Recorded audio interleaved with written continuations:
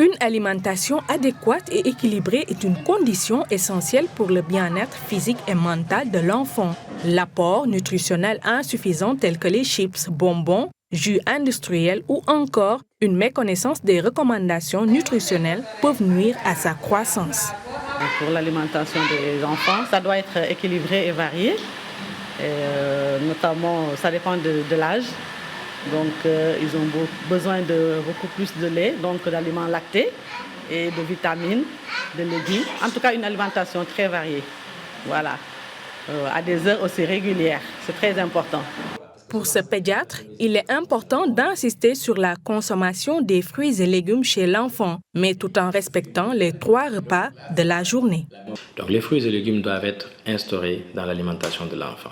Quand vous allez commencer votre diversification alimentaire, au lieu de prioriser tout ce qui est céréales, tout ce qui est légumineuses, légumineuses, pommes de terre, patates, manioc, il faut commencer par les choses qui sont moins bonnes, comme les légumes, parce que ça a un goût qui est plus prononcé, pour que l'enfant puisse s'habituer à ça plus tôt. Si vous commencez par ce qui est sucré, il aura du mal à retourner vers le salé.